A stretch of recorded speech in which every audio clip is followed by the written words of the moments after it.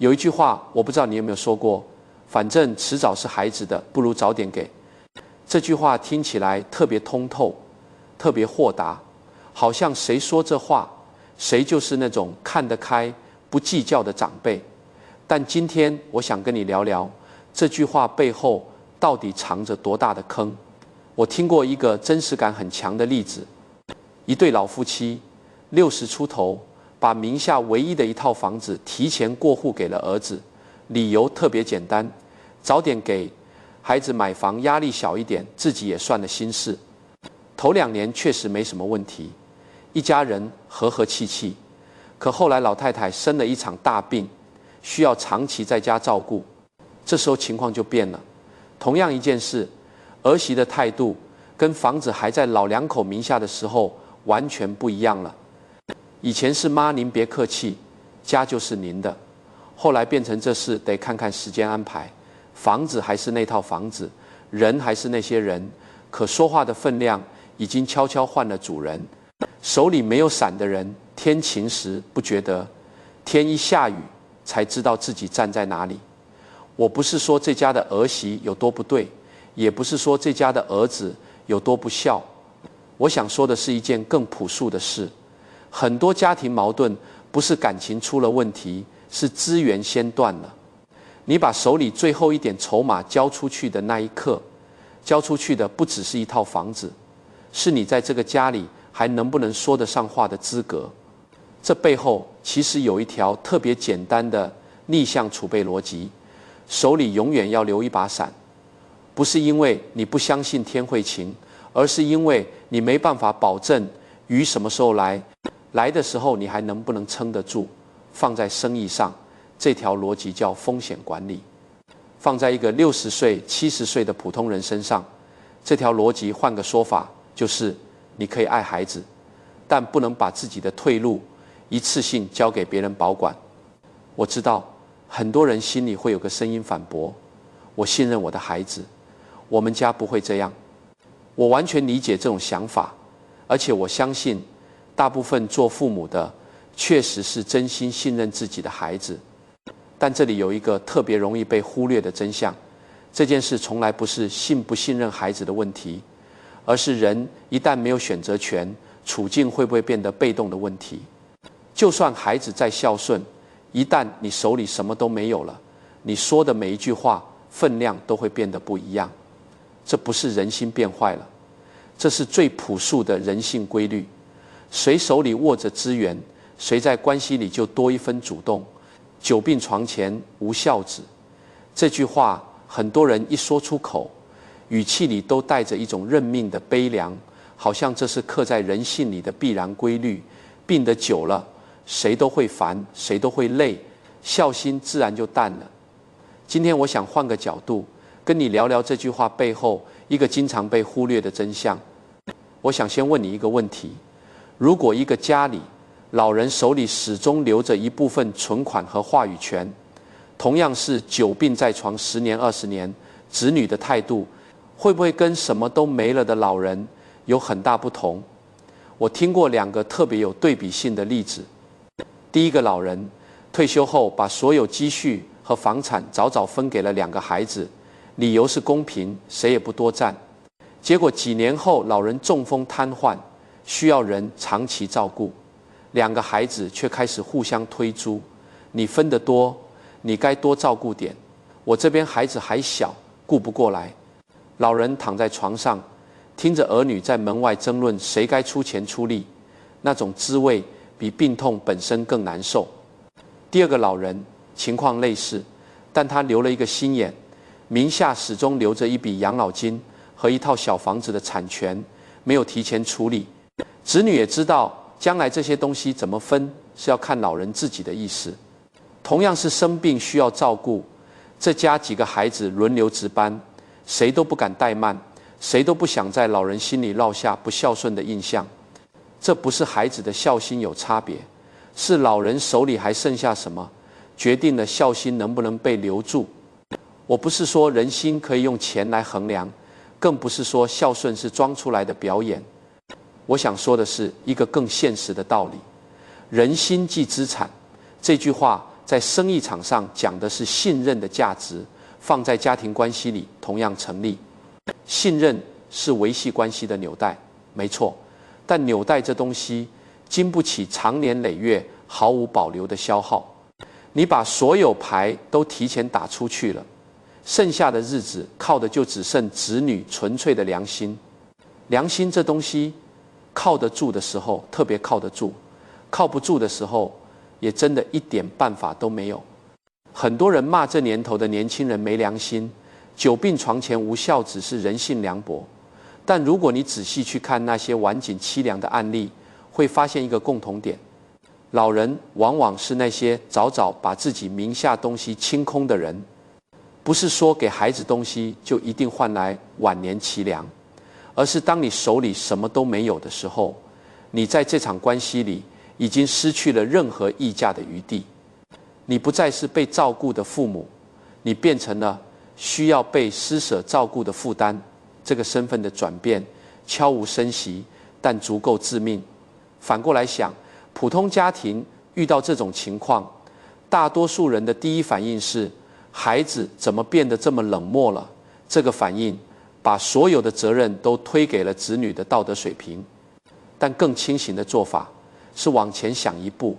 如果我手里还留着一部分东西，这件事的走向会不会完全不一样？这不是让你变得算计，更不是让你怀疑自己孩子的良心，这是想告诉你一个朴素的事实：你可以给孩子很多东西，但千万别把自己在这个家里的立足点一次性给光。说到这里，需要澄清一个容易被误解的点：我从来不是在说钱不能给孩子，恰恰相反，该给的一定要给。今天想跟你聊的是另一个更关键的问题：怎么给比给不给更重要。我见过太多家庭处理这件事的方式就是一次给清，房子过户、存款转账，一次性办完，图的就是一个省心。手续办完了，心事也算了了，以后不用再操心这件事。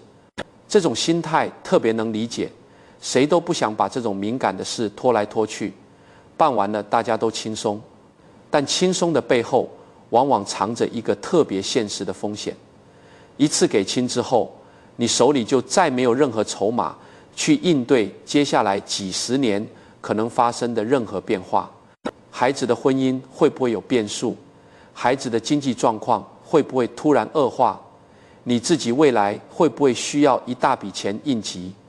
这些问题在一次给清的那一刻，通通被忽略了。这里有一个特别朴素的类比：给钱这件事跟种树一样急不得。你不能今天种下一棵树，明天就想看到它枝繁叶茂，你得一点一点浇水，一点一点观察，看它长得怎么样，再决定接下来怎么照顾它。同样的道理，财产这件事分阶段给，留有余地地给，远比一次性给清更稳妥。这不是不信任孩子，这是给这件事留一点观察和调整的空间。我想说一个特别现实的对比：普通家庭遇到这种事，大多数人的思路是，反正要给，不如一次给清，省得以后麻烦。这种想法图的是眼前的省心，但换来的往往是未来完全没有退路的被动。而更清醒的做法是，先给一部分，观察孩子怎么对待这笔钱，怎么对待你，再决定接下来怎么处理剩下的部分。这不是考验，更不是猜忌，这是给彼此一个磨合和适应的过程，也是给自己留一条万一情况有变还能调整方向的路。分阶段给，留后手给，才是真正对孩子和自己都负责的方式。我知道有人会说，这样是不是显得太算计了？一点一点给，会不会让孩子觉得父母不信任自己？这里想跟你说清楚一件事：真正稳妥的家庭传承，从来不是靠一次性证明信任完成的，而是靠长期相处中彼此确认完成的。你分阶段给的过程本身，就是你和孩子一起确认彼此关系，确认这份财产该怎么用的过程。这个过程走得扎实，比一次性签完字更能让人心里踏实。反而是那些一次给清，然后什么都不管的家庭，看起来干脆，实际上把所有的风险都压缩在了给的那一瞬间，之后的日子好不好，全凭运气。所以想跟你留下的是这样一个提醒：该给孩子的东西一定要给，但给的节奏由你自己掌握，不必图一时痛快，把自己的余生都压上去。这里想跟你说点更具体、更能直接落地的东西。到底哪些东西可以给，哪些东西再怎么样都不能松手。先说一个特别重要的原则：孝顺父母这件事上的花销永远不能省。如果你是子女，正在听这期内容，我想提醒你一句：不管手头多紧，孝敬父母的钱，该花的时候一定要花。这不是道德绑架，这是做人最基本的底线。但这里我更想跟正在为给不给孩子纠结的长辈们说几句话：你的养老本、你的房产证这2样东西晚一点交出去，甚至一直留在自己手里，都不是什么错事。我知道很多老人心里过不去这道坎，我要是把房子和存折都攥在自己手里，是不是显得我不信任孩子？是不是显得我很自私？这里想跟你彻底说清楚一件事：留住养老本，不是不信任孩子，是给自己留一条退路。这条退路，平时可能一次都用不上，但一旦用上，它就是你晚年最后的底气。想象一下这2种场景：第一种，你把养老金和房产早早都给了孩子，自己手里什么都没留，一旦生病需要长期照顾，需要请护工，需要住养老院，你能不能开得了口去问孩子要钱？就算孩子愿意给，那种伸手要钱的滋味和自己手里有钱的踏实感完全是2种心境。第二种，你手里始终留着一笔养老钱，一旦有需要，你可以自己安排护工，自己选择养老方式，不需要看任何人的脸色，也不需要担心给孩子添了多大的负担。这2种晚年过的是2种完全不同的人生。手里有底气的人才有资格谈从容，手里空空的人连焦虑都是奢侈。这里有个特别现实的账，我想跟你算一算。现在的养老成本、医疗成本一年比一年高，请一个专业护工1个月的花销可能就是普通家庭大半年的积蓄。如果你手里没有留出这部分预算，一旦真的需要长期照护，这笔钱从哪里来？大概率是从孩子的小家庭里挤出来的。到那个时候，不是孩子不想尽孝，是孩子自己的小家庭可能也扛不住这个压力。你留住这笔钱，某种程度上也是在给孩子的小家庭减负，是在避免让孝顺这件事变成一场谁都喘不过气的负重赛跑。所以想给你一个特别具体、特别能直接拿去用的建议：逢年过节、日常尽孝的钱1分不能省，但养老本、房产证这类保命的东西该留多久，由你自己说了算，不必急着在某一年某一次家庭聚会上就一次性交代清楚。这不是让你变得小气，也不是让你怀疑自己的孩子，这是想让你明白，爱孩子和保护自己从来不是一道单选题，你完全可以2件事都做到。该花的孝心钱大方的花，该留的养老本踏实地留。这2件事不但不矛盾，反而是一个家庭能长久和睦下去的真正基础。聊了这么多怎么给钱，怎么留后手，这里想跟你聊一个更深的问题：如果有一天你真的把该留的都留住了，该给的也都给了，那什么才是你真正想留给孩子的东西？我想说一个可能有点反常识的答案：房子和存款从来不是一个家庭里最值钱的传承。很多人觉得父母能给孩子最大的礼物，就是尽可能多的财产，越多越好，越早给越好。但仔细想想，钱这东西有一个特别现实的属性，它会花光，会贬值，会在几年之内被一场变故消耗殆尽。可有一样东西不会因为时间而贬值，反而会随着孩子年纪越大，越来越懂得它的珍贵，那就是父母老了之后，依然活得有主见、有尊严，不慌不乱的样子。我见过一种特别值得琢磨的反差：身家再多的人，晚年过得依旧克制、朴素，不炫耀、不铺张。很多人觉得这是节俭，觉得这是舍不得花钱。但换个角度想，这种克制其实是一种特别高级的从容，他不需要靠外在的东西来证明自己过得好不好。真正的强大从来不需要拿什么东西向谁证明，这个道理放在普通家庭里同样成立。一个老人如果晚年过得战战兢兢，什么都要看孩子脸色，什么决定都要真的同意，那么即便他把所有财产都提前给了孩子，这份给予给孩子留下的印象也未必是感恩，反而可能是一种说不清的沉重和心理负担。反过来，一个老人即便财产给的不多，给的晚，但始终活得清醒、体面，有自己的主张，这种精神状态才是真正能被孩子记住一辈子，并且愿意去传承下去的东西。钱能分完，但一个人活得有没有底气，分不完也学不完，只能靠自己一天天活出来。我想请你回头想想开头那对老夫妻的故事。房子给出去之后，老太太生病时，家里的气氛悄悄变了。如果换一种情况，老两口手里始终留有一部分底气，